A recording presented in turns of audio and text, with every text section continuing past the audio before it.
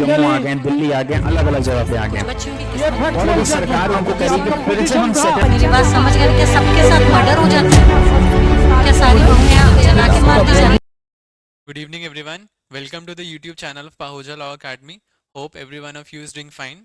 I am Ashin Goyal, your friend and mentor. So, in this short video, we will be discussing about the sentencing provisions in sexual offences cases. ये आपका topic Himachal Pradesh judiciary के लिए relevant है and बाकी सब states के लिए भी इसका जो कंटेंट है ये रेलिवेंट रहने वाला है आपके लिए.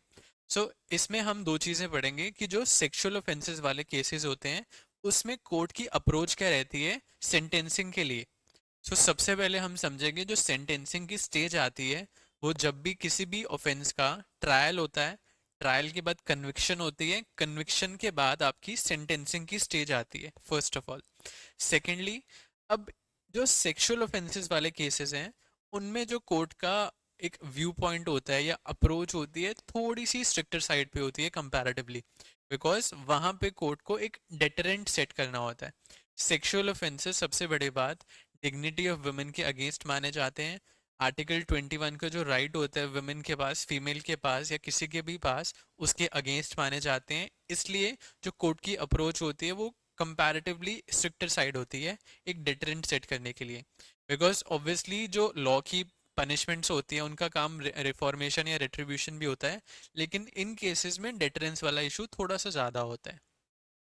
सबसे बड़ी बात है जैसे जो हमारा पॉक्सो होता है, पॉक्सो में जो सेक्सुअल ऑफेंसेस होते हैं वो फीमेल्स के अगेंस्ट होते हैं, या जो आईपीसी में रेप की प्रोविजन है या बीएनएस में अब रेप की प्रोविजन है उन केसेस में होते हैं, या जितने भी बाकी सब ऑफेंसेस होते हैं सेक्सुअल ऑफेंसेस, सेक्सुअल हरासमेंट हो गया, सेक्सुअल असॉल्ट हो गया, इन सब प्रोविजंस में सेंटेंसिंग की बात करेंगे कि जब ये ऑफेंसेस होते हैं तो सेंटेंसिंग की प्रोविजंस कैसे होती हैं.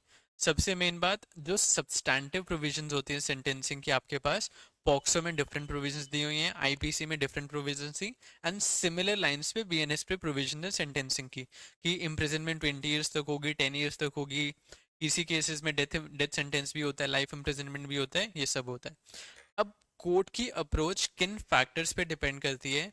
सबसे पहला वो हो जाता है कि ऑफेंस की नेचर क्या है, कि जो पॉक्सो के ऑफेंसेस हैं, पॉक्सो में अग्रेवेटेड सेक्सुअल असॉल्ट होता है, उसकी नेचर कैसी है. पेनिट्रेटिव सेक्सुअल असॉल्ट होता है, अग्रेवेटिव पेनिट्रेटिव सेक्सुअल असॉल्ट होता है, एंड जो बीएनएस में रेप की प्रोविजन होती है.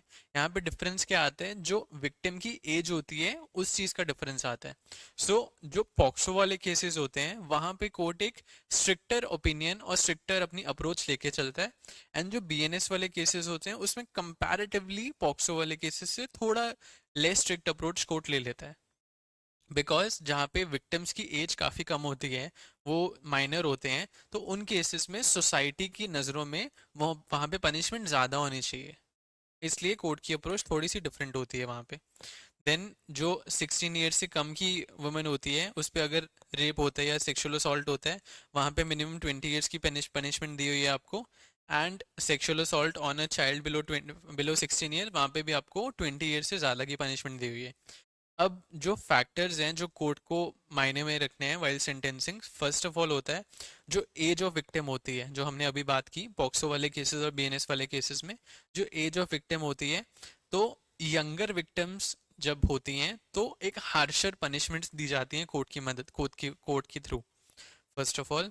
सेकंड हमने देखा जो नेचर ऑफ ऑफेंस होता है, कि जो सिविरिटी होती है सेक्सुअल असॉल्ट की, कि अगर वुमेन की बॉडी पे या विक्टिम की बॉडी पे कुछ इंजरीज के मार्क्स हैं, वॉयलेंस के ट्रेसेस हैं, तो उन केसेस में पनिशमेंट थोड़ी ज़्यादा स्ट्रिक्ट दी जाती है, अगेन बिकॉज उन चीज़ों को भी केटर करने के लिए. तीसरी चीज़ आती है इसमें, एक अक्यूज की जो क्रिमिनल हिस्ट्री होती है उस चीज़ को भी देखा जाता है कि अक्यूज फर्स्ट टाइम ऑफेंडर है या रिपीटेटिव ऑफेंडर है.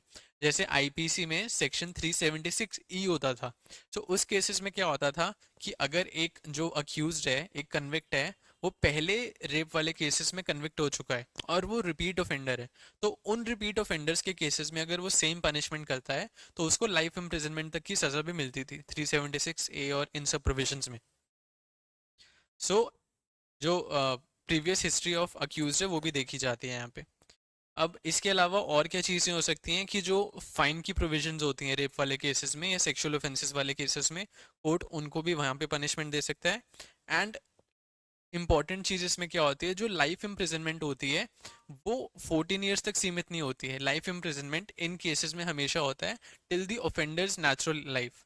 वो नॉर्मल केसेस में भी ऐसा होता है, बट इन प्रोविजंस में स्पेसिफिकली मेंशन्ड है वो चीज़। सो कोर्ट इन चीज़ों को एडहेयर करके चलता है। सो इस वीडियो में हमने मेनली ये सब चीज़ें देखी कि जो सेक्सुअल ऑफेंसेस वाले केसेस होते हैं उसमें सेंटेंसिंग प्रोविजन क्या क्या कैसे कैसी होती हैं, कुछ फैक्टर्स देखें जिन पे वो चीज़ें डिपेंड करती हैं। एंड पॉक्सो वाले केसेस देखे हमने, आईपीसी और बीएनएस वाले ऑफेंसेस देखे, उनमें डिफरेंस कैसे आता है, और मेनली कोर्ट की अप्रोच कैसे रहनी चाहिए। होपफुली ये वीडियो आपके लिए इन्फॉर्मेटिव रही थी एंड कुछ चीज़ें आपकी क्लियर हुई हैं। अगर आपको इसमें कुछ भी डाउट है आप कमेंट सेक्शन में लिख सकते हैं। एंड इस वीडियो को maximum to maximum like share subscribe करें एंड पहुजा लॉ अकेडमी के चैनल को भी सब्सक्राइब करें आप। Thank you so much. Subscribe for more content.